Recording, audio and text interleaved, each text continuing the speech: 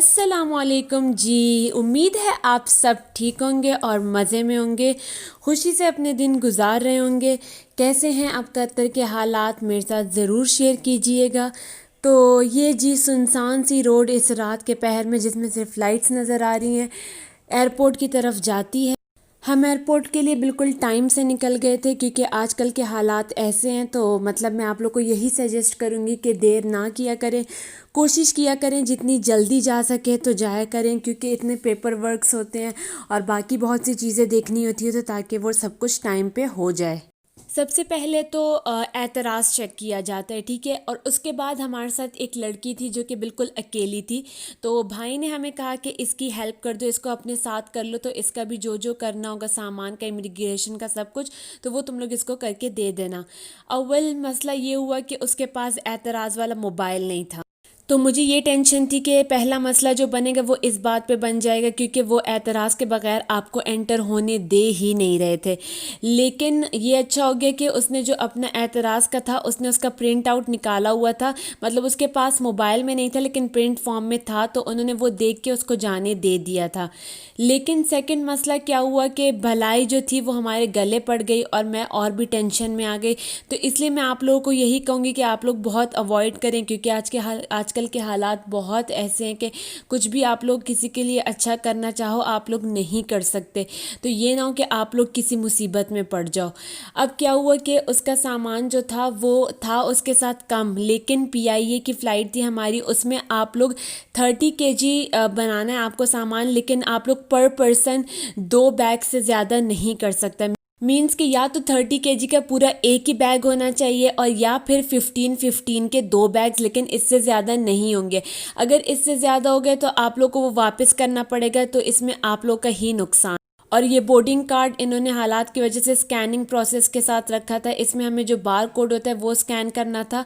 तो उसके बाद ये तो होता रहेगा, आप लोग साथ साथ देखते जाओ। लेकिन मैं आप लोग को वो वाली बात कंप्लीट कर दूं कि जो हमारे साथ सामान वाली हुई थी, तो उसके बाद उसके पास 3 लगेज थे, लेकिन उसका सामान बिल्कुल बराबर था, लेकिन उसके पास लगेज 3 थे, तो उसको एक वापस करना पड़ा। अब मैंने सोचा कि हम लोग उनको ये बोल देंगे कि हम लोग 3 बंदे हैं, तो वो लोग हमारे तीनों का एक साथ ही सामान जो है वो एक साथ ही एडजस्ट कर दे। लेकिन उन्होंने जब मुझसे पूछा कि आप लोग एक ही फैमिली हैं, तो मैंने बोल दिया कि हाँ, हम लोग एक ही फैमिली से बिलोंग करते हैं। तो फ़ौरन से उनका नेक्स्ट क्वेश्चन ये था कि अगर आप लोग एक ही फैमिली हो तो आप मुझे इनके बाप का नाम बता दें। तो मुझे तो उनके बाप का नाम नहीं आता था, क्योंकि मैं तो जानती भी नहीं थी। तो इस तरह उनको लगा कि मैं बुलिंग कर रही हूँ उनके साथ, तो इस मतलब वो एक बहुत बड़ा मसला होते होते बच गया अल्हम्दुलिल्लाह।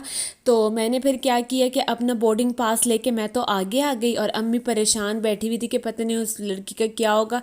तो मैंने अम्मी को कहा कि अब जितना कर सकते थे उतना तो कर दिया, लेकिन बाकी अब कुछ नहीं हो सकता। अब यही है कि वो लगेज अपना एक वापस कर दे। तो उसने फिर अपना लगेज वापस। ड्यूटी फ्री में काफ़ी अच्छी ऑफ़र्स लगी हुई थी चॉकलेट्स वगैरह पे, लेकिन उनमें एक सबसे बड़ा जो ड्रॉबैक होता है वो ये होता है कि उनमें जो एक्सपायरी होती है ना वो ज़रा कम होती है। मींस कि वो या पर मंथ की होती है या फिर कुछ डेज़ की होती है। तो अगर आप लोग भी कभी ड्यूटी फ्री से ऐसी कोई चीज़ ले तो आप लोग उसकी एक्सपायरी देख लिया करें। फिर जहाज़ में हमें खाने को क्या दिया गया जी, तो ऐसा एक बॉक्स था जो कि डिस्पोजेबल सा था। उसमें ये एवरीडे दूध था, फिर केचप वगैरह थे, और साथ में एक बन वाला सैंडविच था चिकन मायो का। मुझे लगा अच्छा होगा, लेकिन उस वक्त भूख लगी हुई थी, मैंने 1-2 बाइट्स ले लिए थे। लेकिन उससे पहले मैं अपने लिए एयरपोर्ट से लाजिम है कि मैं कुछ ना कुछ ज़रूर खाने को लेती हूँ, तो मैंने अपने लिए बर्गर किंग ऑलरेडी ले लिया था। तो मैंने वो भी जहाज़ में ही खा लिया था, क्योंकि मैं जब तक ड्यूटी फ्री और बर्गर किंग से फारिग हो ऑलमोस्ट बोर्डिंग का टाइम हो चुका था, बल्कि उन्होंने मेरा नाम भी एक बार कॉल कर लिया था, लेकिन अच्छा था कि मैं टाइम से पहुंच गई। तो ये था हमारा जो भी हमें नाश्ता दिया गया था, तो अच्छा था। मतलब बंदे को भूख लगी हो तो वो कुछ भी खा ही लेता है। फिर उसके बाद मैंने सोचा कि क्यों ना चाय पी ली जाए, क्योंकि मुझे पसंद है जहाज़ की चाय। अक्सर लोगों को नहीं पसंद होती, लेकिन मुझे नहीं पता, उनकी चाय टी बैग की होती है, लेकिन मुझे अच्छी लगती। तो ये जी मैंने साथ में ही अपने जो फ्राइज़ और जो भी मेरा कोक था वो मैंने खोल के रख दिया था। मैंने बल्कि बर्गर नहीं लिया था क्योंकि मैंने सोचा कि बहुत हैवी हो जाएगा, तो मैंने सिर्फ फ्राइज़ और कोक बर्गर किंग से ले लिए थे, तो वो भी फिर मैंने जहाज़ में यूटिलाइज़ करके खा लिए थे। बाकी सफ़र अल्हम्दुलिल्लाह बहुत अच्छा रहा था। जितना मुझे लग रहा था कि पीआईए की जहाज़ है, मतलब जितना मुझे डर लग रहा था ऐसा वैसा कुछ भी नहीं था। और दूसरा ये कि जहाज़ इतना ज़्यादा भरा हुआ भी नहीं था, खाली खुली था, तो आप लोग अपना जो मतलब अपनी सीट है वो भी चेंज कर सकते थे। लेकिन मैंने नहीं की थी क्योंकि मुझे ज़रूरत ही नहीं पड़ी। अव्वल तो मुझे नींद नहीं आ रही थी, और फिर जब नींद आ गई थी तो फिर आप जहाँ भी मैं बैठी हुई थी बस मैं वहीं पे थोड़ा सा सो गई थी। फिर उसके बाद ये हमें चाय सर्व हो गई थी, इसमें साथ ही चीनी और दूध भी दे दिया गया था, तो ये बस फिर आपको ख़ुद मिक्स करना पड़ता है। तो मैं ये छोटे छोटे क्लिप्स ही आप लोग के लिए रिकॉर्ड कर सकी। लेकिन मैं यही कहूँगी कि आप लोग के पास एक फास्ट ट्रैक एप्लीकेशन आप लोग के मोबाइल में ज़रूर होनी चाहिए, क्योंकि वो पाकिस्तान एयरपोर्ट पे जब आप लोग उतरते हो वो लोग चेक करते हैं।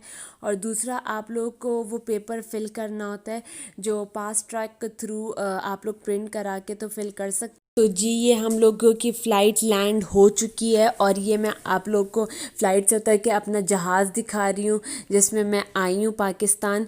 तो मुझे पता है कि आप सब मुझे बहुत मिस कर रहे होंगे, मैं भी मिस कर रही होंगी, लेकिन बाकी पाकिस्तान में मेरे हालात कैसे गुजरे, मैंने गांव में क्या किया, उसके लिए तो ये ज़रूरी है कि आप लोग को स्टे ट्यून रहना पड़ेगा और मुझे सपोर्ट करना पड़ेगा। अब उसके बाद क्या हुआ कि सफ़र में बंदा वैसे ही थक जाते हैं, तो जब मैं भी जहाज़ से उतरी मुझे ऐसे फ़ील हो रहा था जैसे मेरे साथ टांगे हैं ही नहीं। तो एक तो माशाल्लाह से अब पाकिस्तान के एयरपोर्ट भी बिल्कुल कतर के एयरपोर्ट की तरह बहुत बड़ा बना दिया है। तो मामा तो अब नीचे टाइल्स जो फ़र्श था उसी पे वॉक कर रही थी, लेकिन मैं इतना थक चुकी थी कि फिर सब जो थे वो उस स्ट्रेट लिफ्ट पे खड़े हो रहे थे, जो कि बस जिस पे चाहे आप लोग को 10 मिनट भी लगे लेकिन वो आप लोग को पहुंचा दे, आप लोग को चलना नहीं पड़ता वो थोड़ी देर। तो मैं भी उस पर खड़ी हो गई ताकि मैं भी थोड़ा सा रिलैक्स फील।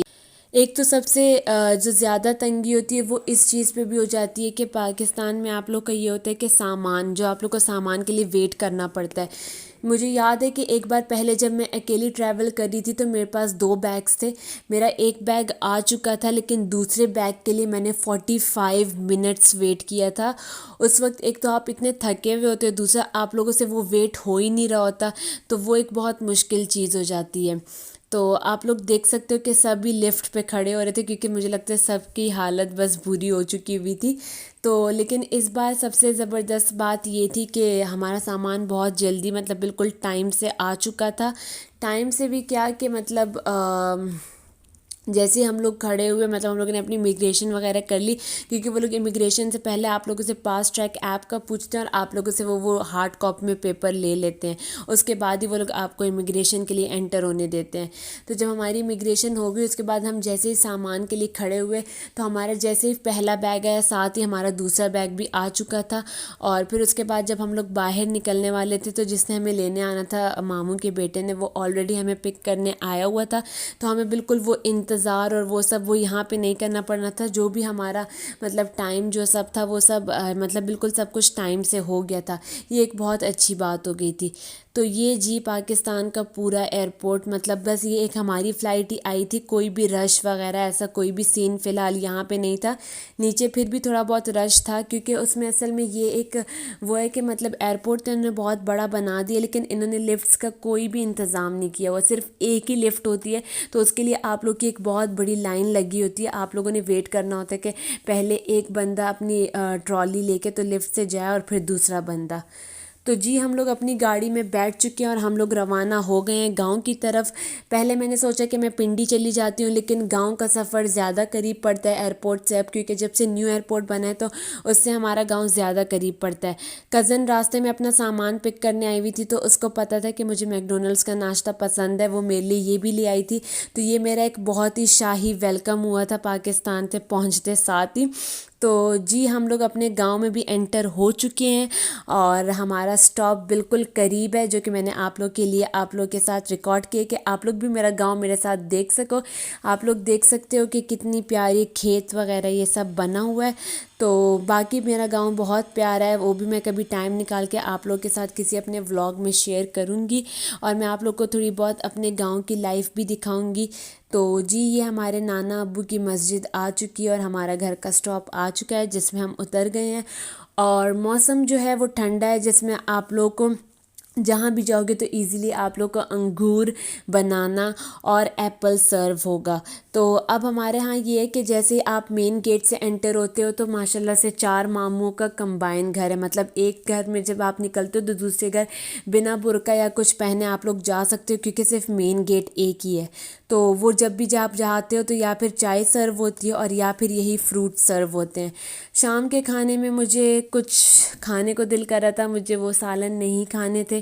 तो ये अच्छा था कि छोटा भाई ऑलरेडी पाकिस्तान में था, तो मैंने उसको रिक्वेस्ट की कि तुम कहीं दूर बाज़ार चले जाओ और मेरे लिए कुछ ले आओ मेरी मनपसंद का। तो वो मेरे लिए ये बारबेक्यू और कबाब ले आया था। कबाब मैं इतने शौक से नहीं खाती, लेकिन बारबेक्यू बहुत मज़े का था, मैंने शौक से खा लिया था। और रायते के लिए चीज़ें हम लोगों ने मंगवा ली थी, तो मामू की बेटी ने रायता मज़े का बना के, तो ये जी मेरा बाकी मौसम बहुत अच्छा है। मतलब आप लोग को पंखा लगाने की ज़रूरत नहीं पड़ती। रात को तो फिर और भी ठंड हो जाती है, वो थोड़ी बहुत ठंड जो जिस्म में फ़ील हो रही थी मुझे, तो वो अच्छी लग रही होती है। क्योंकि मैं जी कतर से गई हुई, तो इतने हॉट मौसम से एकदम से कोल्ड वेदर में जाओ तो आपको वैसे ही अच्छा लग रहा होता है। ये पूरा व्यू मेरी बड़े मामू के घर के बाहर का है। तो जब मैं वहाँ उनसे मिलने गई तो वापसी पे आते हुए मैंने ये भी रिकॉर्ड कर लिया। बाकी के व्लॉग्स भी बहुत इंटरेस्टिंग होने वाले हैं, क्योंकि मेरे पास बहुत सारी रिकॉर्डिंग्स पड़ी हुई हैं, बस मुझे एडिट करने का टाइम नहीं मिलता। तो टाइम इंशाल्लाह मैनेज करूँगी, आप लोग के साथ सारी शेयरिंग करूँगी। ये एक बहुत प्यारा सा झूला मामू के घर था जिसमें मैंने अपने लिए एक वीडियो बना ली थी। तो इसी के साथ मैं अपना व्लॉग एंड करती हूँ। मुझे लगता है आप लोग मुझे बहुत ज़्यादा सपोर्ट करने वाले हो, मेरे व्लॉग्स को और भी शौक से देखने वाले हो। तो अपना बहुत सारा ख्याल रखें। अल्लाह हाफ़िज़।